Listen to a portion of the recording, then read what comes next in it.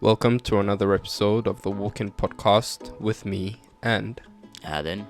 And in today's episode, we're going to be looking at visas and what every foreigner should know and what to expect when it comes to visas. Because, let's be real, without visa, your life in Korea can blow up in smokes, basically.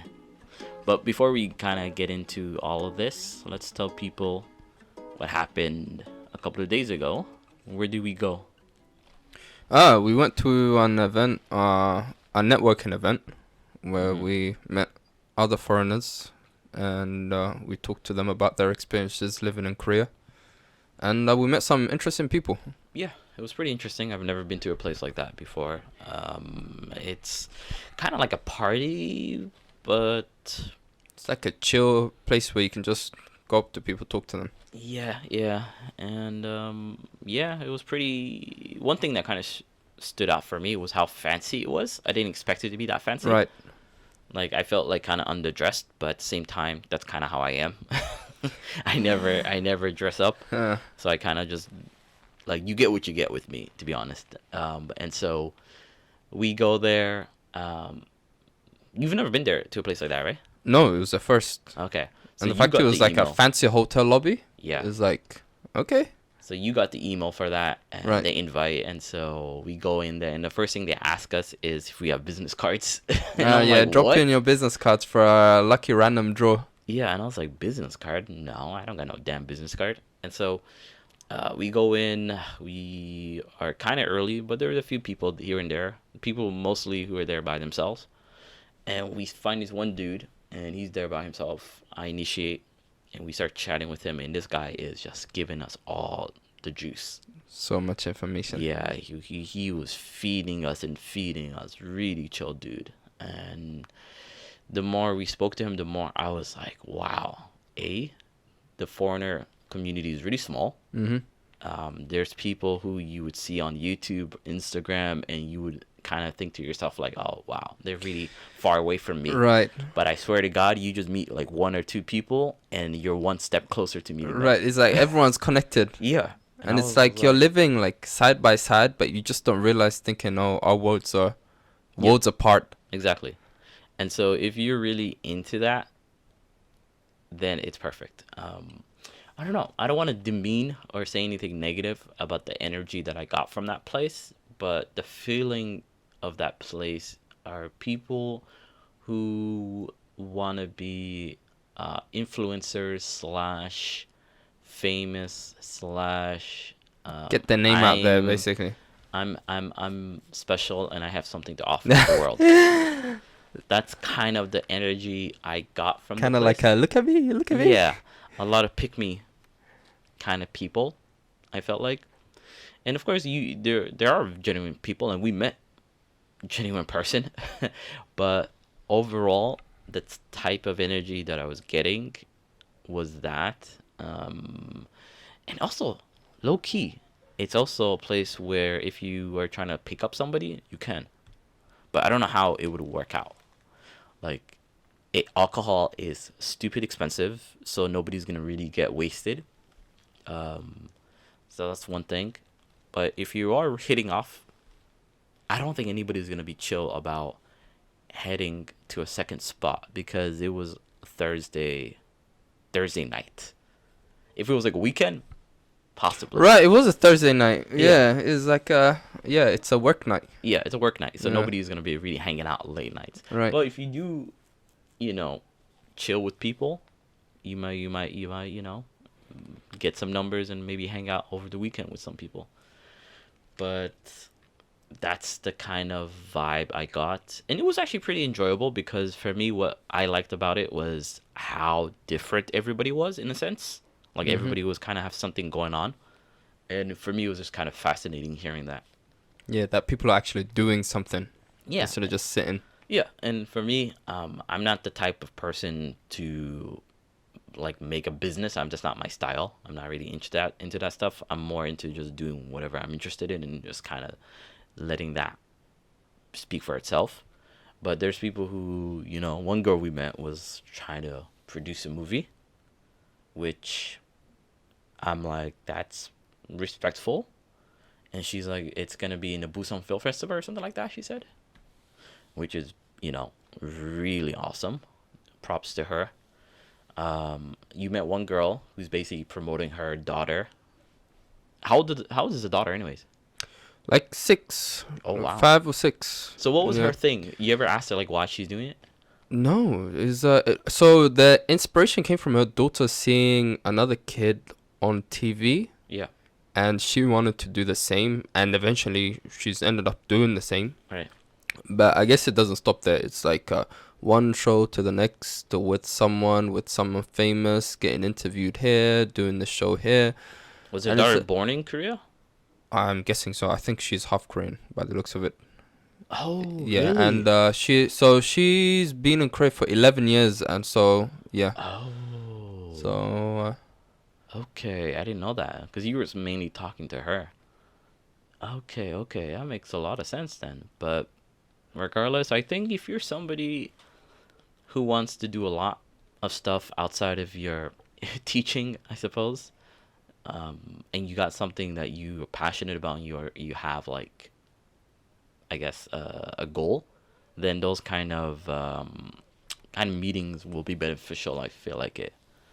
But if not, then I think just it's a cool vibe just to check it out once or twice, really. But with that being said, let's get into our topic. visas. Visas, and I'm pretty sure we did talk about an episode of visas, but what I want to kind of talk about is how visas in Korea for long-term residents are very limited. Are very limited. So let's talk about some long-term visas. What are some of those long-term visas? So the best visa, as with any countries, a passport, right? Yeah. The next step down is a permanent visa. Yeah. And Korea, what it does is it categorizes each visa type into class and then subclasses. And so you have in the top tier the best in terms of everything, in terms of living here long term, permanent residence, visa, or so on and so forth. The category they fall into is F visa. Yeah. So F visa, you have several different types. You have like F2, and from F2 you have like F2-7, F2-99, and so on and so forth. And then you have like people who are Korean, ethnically Korean, who their parents or even one grandparent being Korean get like an F4 visa so long as they have a job or so. And then you have things like the marriage visa is also F visa, F6 visa. If you've been married to a Korean person for a year and you're living here, you get an F6 visa. And then you have a step up for people who are permanent residents, and that's the F5, the golden F5 visa Yeah. that everyone wants, but at the same time nowadays just seems impossibly unattainable. F5 is the permanent, right? It's the permanent residence visa, yeah, and that you renew every 5 years or every 5 to 10 years. Yeah, which is very difficult. And to get, it's you just pass through Mhm. hurdles, or you can go the easy way. If you have a child with a Korean person, or you're married to a Korean person, then the process just becomes so much easier. But the F5 visas, I would say, the ultimate top tier visa that falls just beneath citizenship. And then you have your other classes of visas, like most teachers are on E category. So you have E2 for just English teachers. Yeah. And then you have E7 visa for professors. Yeah. So teaching again. And then also E7 also goes into professional jobs as well. So if you're a specialized person, so in this case, you're a civil engineer or you're a professional, your job falls under the professional category. Yeah. You're an E7. And then you have the student visa, which is the D class. So you have D2 visa, and you also have D10 for those who've, I think it's for those who finished studying and are looking for a job.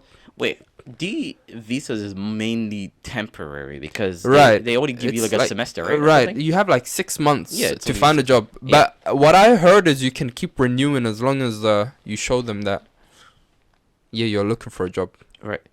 So for me, I guess we've kind of been here a pretty long time. If we combine the number of years we've been in Korea, we're looking at easily like close to 20 years. Like that's how Together, long. that's Yeah, between us 10 that's and 2 10. decades. And I guess your frustration and also my frustration and obviously Korea doesn't really, and I was telling this to some of the people we've met on Thursday, that Korea doesn't really see people who've lived here long term as long term people. They just kind of just see you as a foreigner, and for them, a foreigner is somebody who is temporary. Foreigner and temporary are synonymous in Korea. They go hand in hand. And because of that, you feel a slight annoyance to it because you're like, I've been in this country for such a long time. I've put in so much blood, sweat, and tears into this country. I pay my taxes. I'm part of the society. I speak the language, whatever the case may be. It don't matter at the end of the day because they just see your face and they automatically assume, oh, you've just been here for a short time. And when you do tell them you've been here for a long time, it kind of blows their mind, even now. Because I want to say maybe older people, because when they were like growing up, they didn't really almost never saw any foreigners. But the people, our generation, even younger, I feel like they come across foreigners, especially in Seoul, very often. And having long-term foreigners isn't that uncommon, I feel like. But then again, foreigners are still kind of uncommon in Korea. I'll tell you this. So there's 2 types of foreigners in Korea. I want to maybe, this is my own category. You have your Western foreigners and you have your non-Western foreigners. And the reason why I kind of split them that way, the visa situation doesn't really split them that way, but this is just something that I've observed. If you're a Western foreigner, you are most likely are going to get a pretty stable, powerful visa that you mentioned, which is either F, E, right? Basically, E and F are the strong type of visas, right? And D, you can also D, but D is like for school. D's for anyone can get D. D. Yeah. I'm not. D is just kind of, it's like a very easy one to get. But if you're non-Western, you are D, and you get the very strange E. You also get E, but you get like the factory jobs. What are they? E what? I don't know. The factory jobs. I feel like they're E, isn't it?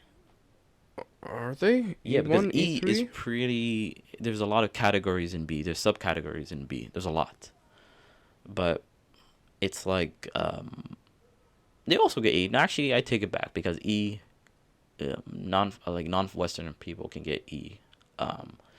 But what's the entrepreneur one? The one that you invest a lot of money. That's a F also. So it's like you have like short-term business, which is like C visa, Yeah, but that's a strong one. the business long-term, I don't remember. I think it was D something.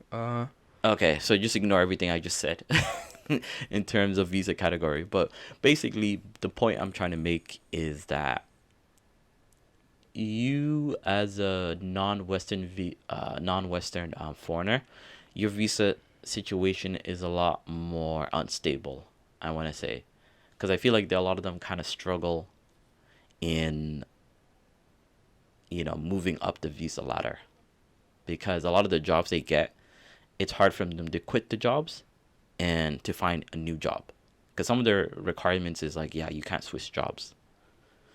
And finding a job where you can quit easily and go to a new one easily without any problems, good luck if you're not a Westerner, I feel like. Whereas Westerners, you can still do it, and of course there's struggles in that, but there's not a lot of like Canadians, Americans, Brits, Germans who are illegally staying in Korea. Right? Most of the illegal residents, foreign No, residents, but are if you're a diplomat, you get a special A category visa. right. Yeah, but which if is, you're a non-Westerner, you're more likely to be you illegally staying in Korea. Right, you go through the legal networks. Yeah. Legal channels. Yeah, whereas if you're Is- not Western, you do the underground stuff Right. because the legal, it doesn't really help you, and it kind of treats you like, honestly, I feel like an animal. Like, he doesn't really give you that same respect that a person should get. But that's why I read the news like yesterday. I think there was like 14 or 15 Vietnamese people that came into the country. They just disappeared in Jeju. So as soon as they land, they just bounced. And it's a normal thing. It's a common thing. Yeah, it's very normal. And this is so.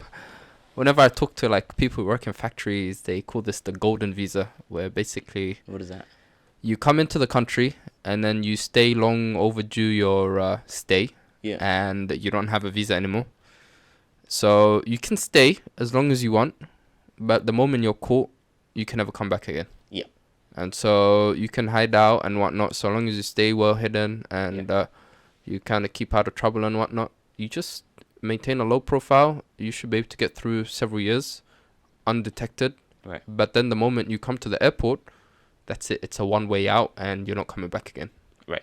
And so these people, the goal is to basically just work in the factories, make as much money as possible, keep sending it back. And then when they reach a point where they're tired, or I guess they feel they want to do something different and it's time to go back home or to the next country, then it's like, all right, I'm done with Korea. Time to move out. You know what's funny too? They don't associate with people who are not in the same situation as them. How so? So they're not going to really be hanging around with a lot of people who are in safe positions. Oh, no. Yeah. Yeah. Right. They hang out with other people who are also overstaying on their Right. visa. And I think it's smart. And they're not going to really hang out with Koreans very much either, I want to say.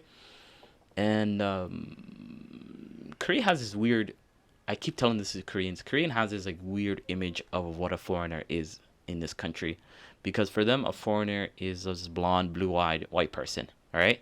And if you watch Korean television and every time you see foreigner, it's always like a European, right? Maybe like sprinkling a black person or an Indian or Arab or whatever, but mainly it's a person who's white looking, mainly from Europe. And for me, I always find that so strange because on average, The majority of majority foreigners of here are Asians. Asians, yeah. Are Asian, like a fuck ton, like so many are like Asians. But Right. whenever I tell Koreans this, but they're like, yeah, they're Asian, so they're not really that special. Like honestly, which for me it doesn't like it. Okay, Like in the UK, look, like someone comes from France. Yeah. They're a foreigner. You come from Italy, even though you're literally one like small short distance away, you're a foreigner. And then you have people coming from the other end of the world. You're a foreigner. But here, I guess Yeah. that hasn't It's really. like basically saying, focusing. Let's say French people were like the majority of like majority of immigrants in the UK, and Korean, the British start focusing mainly on the people who come from Zimbabwe, Right. right, who are not that much. So it's kind of like that, where I'm like, listen, these Westerners that you guys are putting on TV, sure, exotic, fresh, whatever, but they're such a tiny majority that they're Minority, basically yeah. minority, where they're not really making any difference in the country. Like there's zero, like they have no influence whatsoever. Right. But the Filipino, the Thai, the Chinese Koreans, the Vietnamese, they have huge cultural impact on the areas they're staying because they're getting married to Koreans. They're the ones living in areas that a lot of people don't really Aren't live willing in. to live in, Yeah. working on So farms, they're factories, creating a and so on. So. different culture there Yeah. that's gonna have like actual like things, because you're gonna start seeing a lot of mixed Koreans who are like half Thai, half Vietnamese, half whatever, a lot. And for Koreans who are not really used to Vietnamese people or Thai people or whatever their culture, they just think like maybe just because they're Asian they have similar cultures. No, not really, because there's differences there, and they have their own struggles too, which that needs to be put in the forefront. Like nobody's gonna get like, who cares if Italian guy comes to Korea and he finds the kimchi spicy? Like who cares? That's literally what it is, right? Or American coming out to Korea and go like, oh my god, it's so safe here. That's literally what they focus on, instead of talking about, hey, these Vietnamese people, why are there so many of them illegally staying in the country? Sure, it's about money, And hey, why are so many Korean dudes marrying Vietnamese women? What does that mean for society? Like, how is that gonna, like, what's that dynamic? They don't, like, there's nothing going on, and it's because, let's face it, they're poor. They're poor, right? Whereas the Westerners, they're not rich, but the fact that they can come to Korea, they have money, right? Mm-hmm. And it's more, and Koreans still look at Europe as like this kind of high society kind of place, right? And they don't look at Vietnam and Thailand as a place where they think they're lower or not really same level as Korea or more better than Korea. So there's a lot of things there where I find like, I don't know, I find it's kind of, I don't know what the word is, but it's not working out for them. I feel like, because who cares if, how many British people do you need to come on television telling them that Korean food Affirming is, free. yeah, telling how much Korean food is delicious. Like, how many, They how many get more? kind of like a rise out of that. It's It like is, it it's is. just getting that that praise is like, whoo, Yeah. our food is something, Whereas for black people, and it's not really like, it's not that they're saying it's good. It's more so their reaction to tasting the food, which is Yeah. where their focus is. Yeah. How's this person gonna react to the food? Are they gonna say, "Hoo, it's too spicy," as as that typical stereotypical image of the foreigner Right. is portrayed here, or are they gonna kind of give you what you want? Like, it's spicy, but yeah, I love it. Yeah, that's It's what they're delicious. looking for, that affirmation. But let's kind of talk about the challenges of trying to stay in Korea long term.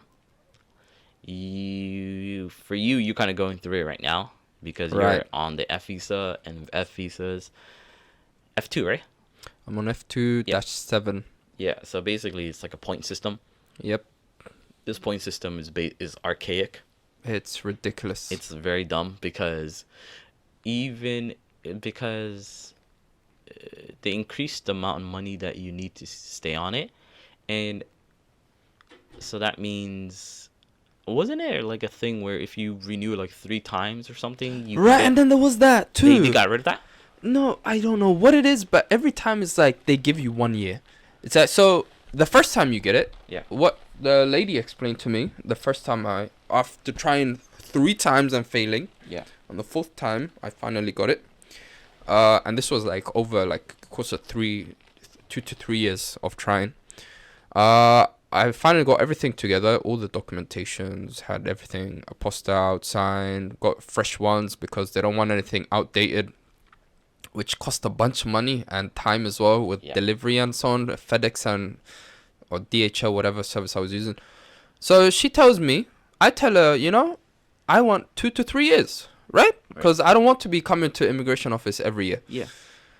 And her response was, well, the first time we give out this visa, you only get 1 year max. And then we'll think about it the next time you come renew. And so I was like, I let it go. So I was like, okay, you know what? If it's the first time, and I've never heard this before. Right. So I just left.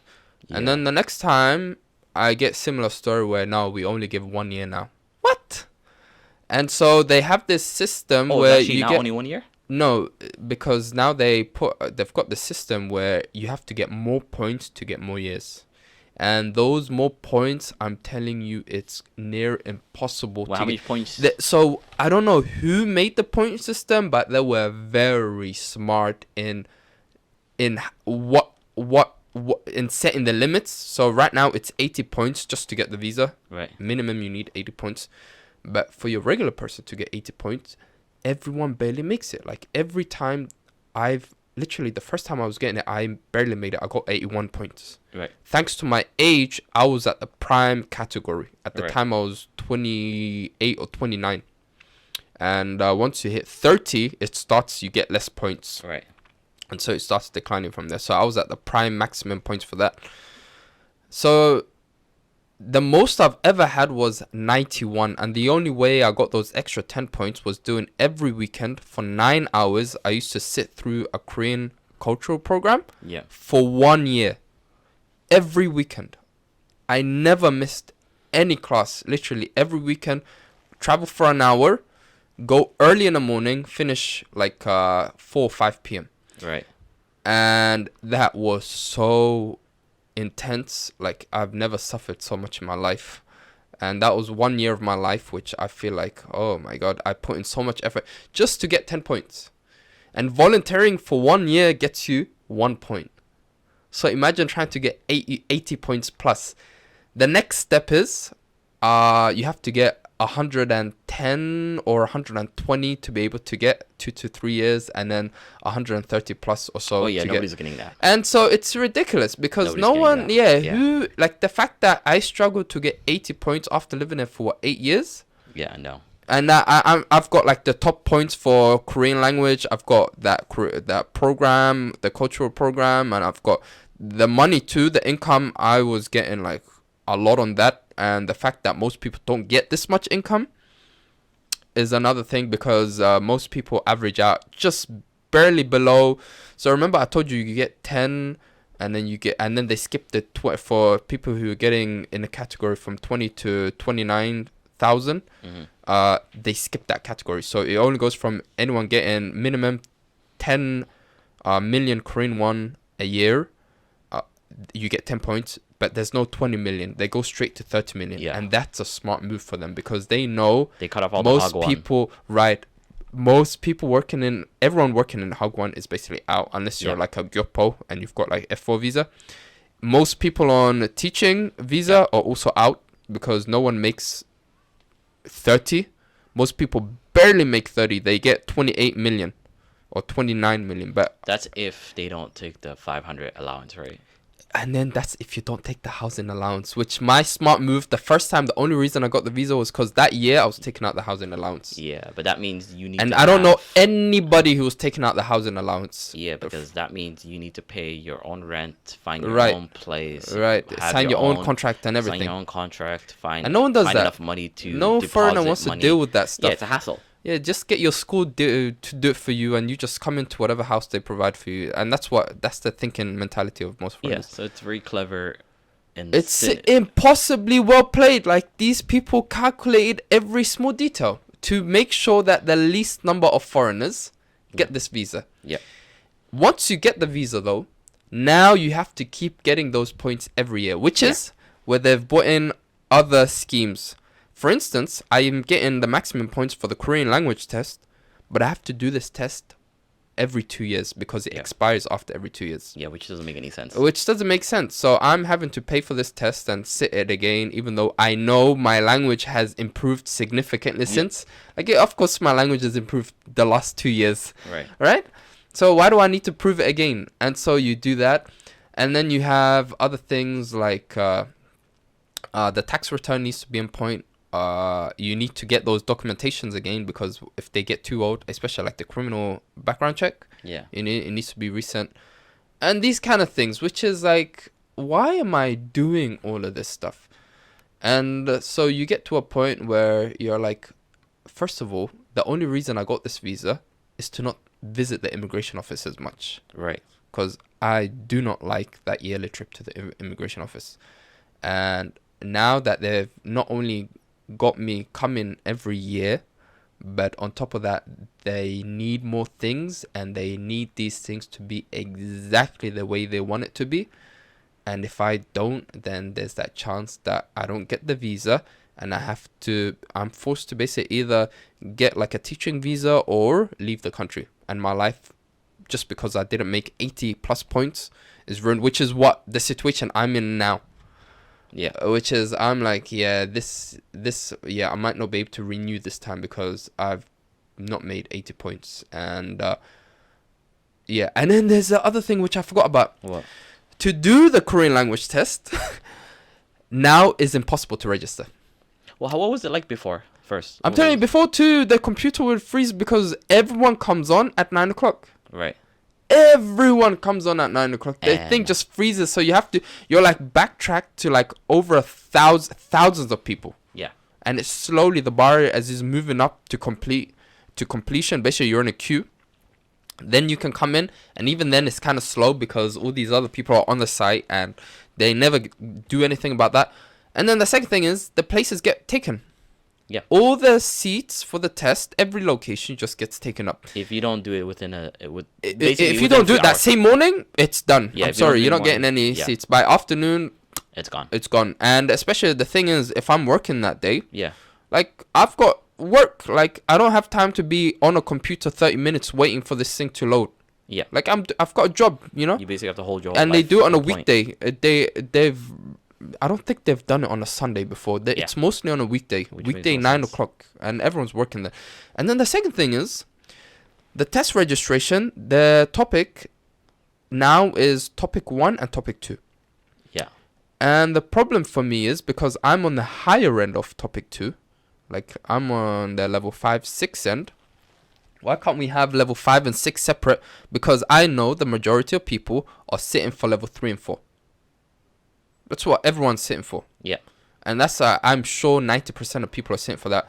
So why am I competing with these people who are aiming for the grade, which is a grade which is much lower than my grade, and trying to get in just so that I could show the immigration office, yeah, I did the test. I'm still at the level which I was years back. And I'm better now.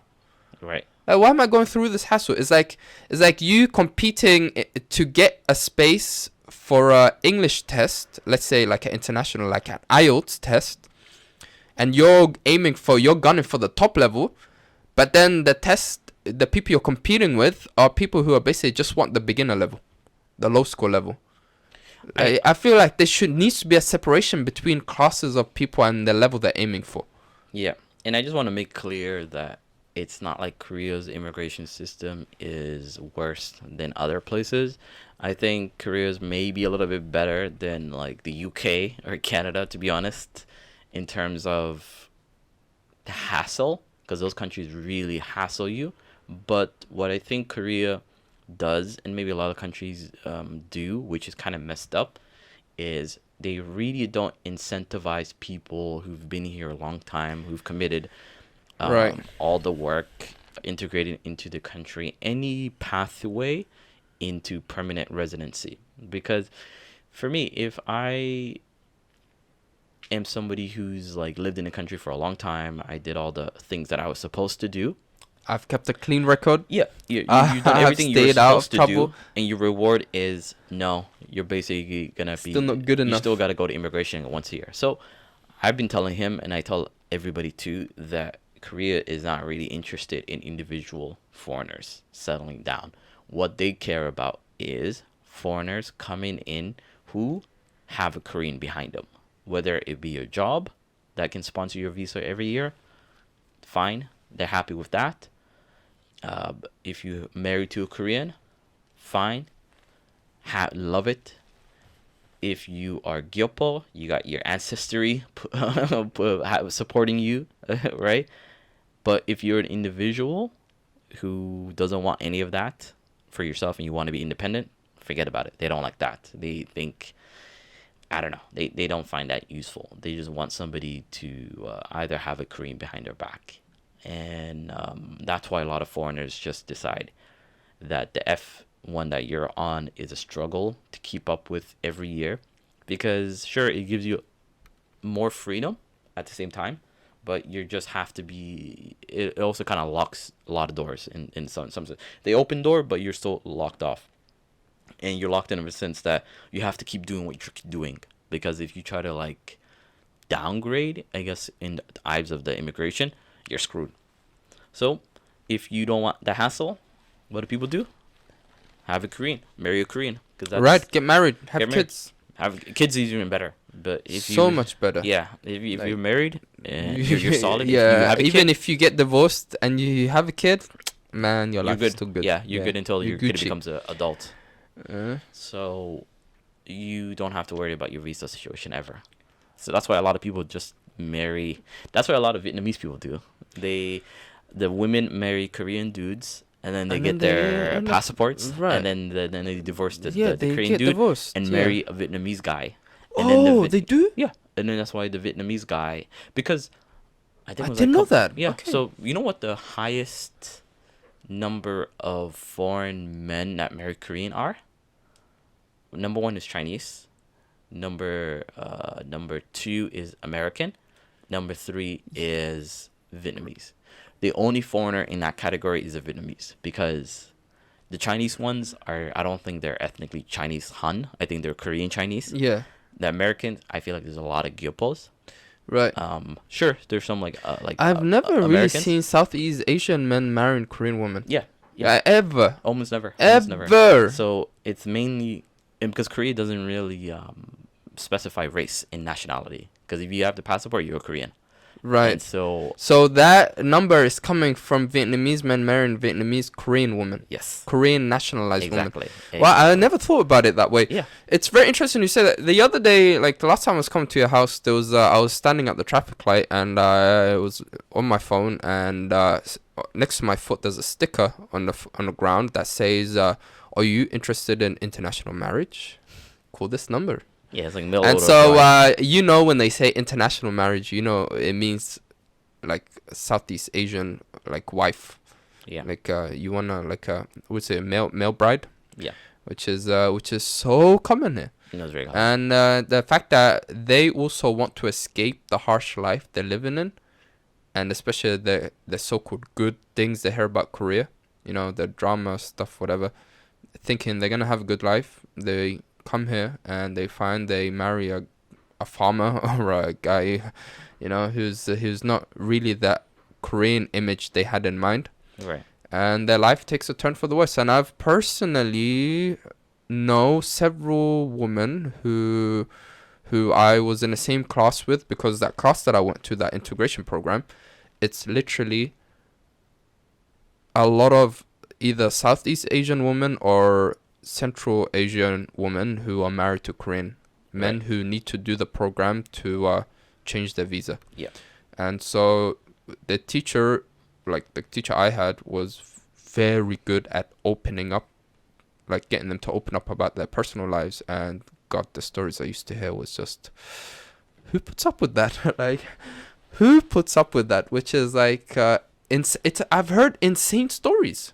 Mm. Like stories where, for instance, the wife, who's Vietnamese, is working day and night taking care of the two teenage kids, Right.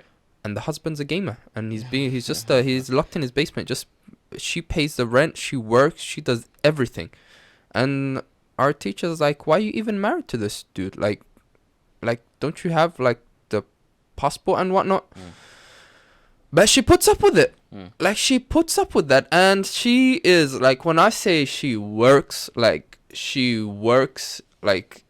in like minimum wage jobs, Yeah. and she's still the breadwinner, and she goes home and she takes care of that man who just sits there and plays his games. So she's basically taking care of a boy in a man's body, Right.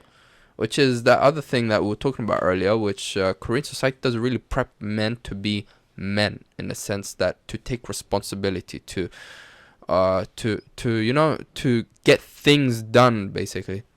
And it's a common trend you get to kind of see, where it's like things are done for me, even like look at the marriage itself tells you something. The fact that you had to get someone to get you a wife, the job was done for you, and you just had to basically pay him off some money, and it's like, yep, now I'm getting married, now I can finally start a family.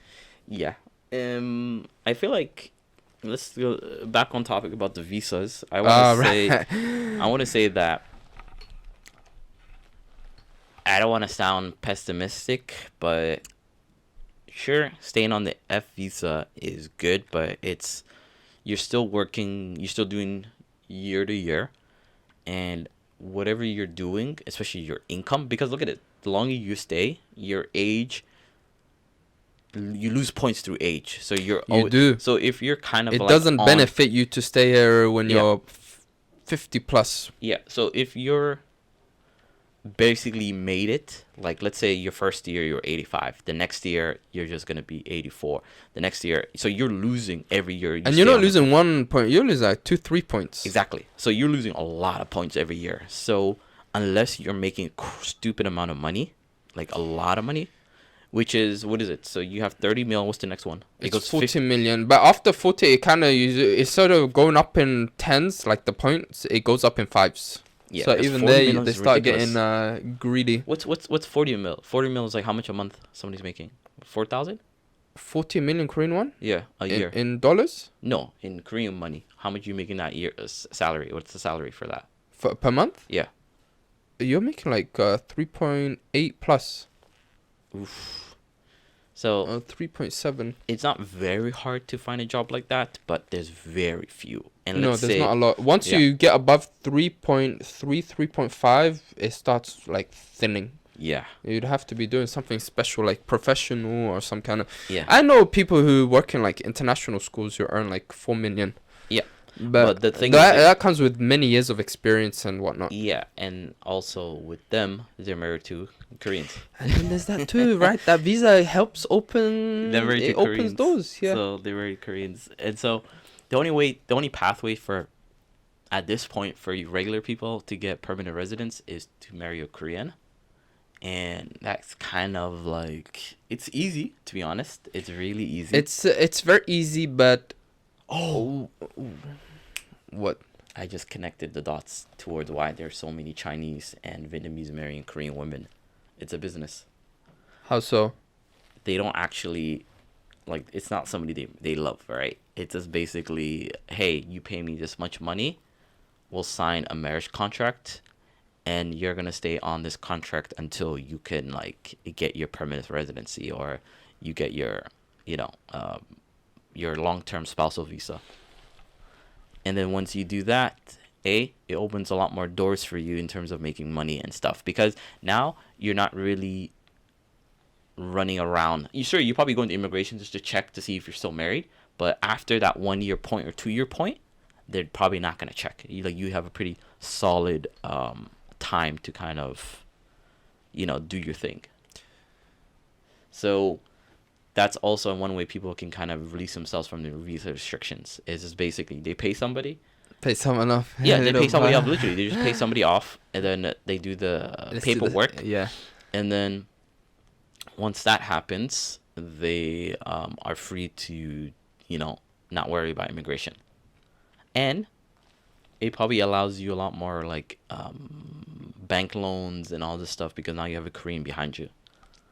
So yeah, so I think a lot of people do that. Which is honestly, I always say this: if the system does not make it easier for people, people are gonna find illegal ways around Right, it. Because, and that's the thing. yeah, so think about it. Why would people take risks if the safe path Was easy. is easy or And it's and rewarding. comfortable? Yeah, and Yeah. rewarding. It's not. It just makes things difficult for people. And so if you're making things difficult for people, you just can't expect them to just shut up and sit there and just take that bullshit, right? No. They're just gonna find a way around it, and that's what happens. So that's kind of what I see is what's happening in Korea. Do you remember what the Nigerian guy was telling us about? So many people just coming into the country. Yeah. And just showing up, and it's like, yeah, I'd like to apply for, what was it, refugee status? Yeah, but that's like, there's actually the immigration that I go to. They have like a special section. Just for refugees? Yeah, there's like a separate building, because when you walk in, you have the main entrance, and to the left or whatever, to the right, there's like a huge building. For When did you refugees. visit? When was the The last, last time I went was like probably this year. And when did I do my visa situation to pick up? Yeah, I don't remember. But anyway, yeah. So that was interesting. Yeah, no, immigration in Korea is very backwards. Hopefully, because I feel like they're gonna have to standardize it at some they're gonna have point. to step up their game. What is this? But They've if you're got still, a long way to go to do Yeah. that. yeah, But I think with more pushing and as the situation gets more dire in terms of the Korean population aging, it's already dire. For it things is. But for things to you know- pick up, it's gonna take at least positive results. It's gonna at least 10 years. no two generations at least. Ooh. Oh, you 20. mean like very good for the for the foreign because side? in the foreseeable future right now, Korea's population is gonna go down spectacularly, right? And for it to kind of rebound, it's gonna be not our generation, but the generation after us are gonna need to have a lot of kids for things to kind of reverse the effects that are happening. Because people forget, like, if you're thinking about in the future, it's not like, oh, to fix the changes, people are just suddenly supposed to have kids. No, what it means, like, definitely it's going down, but for things to go up, the next generation is gonna have to, have to have a crazy amount of kids, and I don't see that happening. I don't I see. don't see that Yeah, because happening they need, either what is with it, the one? way Because they're still things. 0.7 or something shit It's like like that. 0.9 now Yeah, so with they need the like birth rate. they need a lot of kids. But anyway, And the fact that most people have only one kid. But then again, like that incentive, especially for foreigners, the fact that they can easily get like better visas, like especially the permanent visa if you have a kid. Oof, yeah, you yeah. are So set. Korea is not really interested in individuals. They're interested in like What either you can low do for wage us. workers. Okay, so low wage workers, like they're gonna need a lot of that. And I don't know what's that. Maybe when they have like a big chunk of them, maybe they'll change the visa into like, oh, if you stay here for 5 years, 6 years, you can become a Korean citizen, right? But I don't know if that's gonna ever happen. But if you're just an individual, forget about it. I think you just need to find yourself a Korean shorty or Korean oppa, and yeah, that's the only way. I mean, I'm being realistic, but if your goal is to just stay here for a short time and do your own thing, then don't worry about the visa process. I think just kind of do what the normal thing, F or E2, and then that's it. And if you want to stay here long term, you really need to get married to a Korean, or be filthy rich. Yes, have that Yeah, moolah. be filthy rich. But until then, thank you for joining us on the Walk-In podcast, and we hope you enjoyed this episode. Maybe it kind of gave you some, it clarified the process and challenges, or maybe even aspired you to get married to a Korean. Who knows? But until then, don't forget to Like and subscribe subscribe. and yeah, all that good stuff. And we'll see you all next time.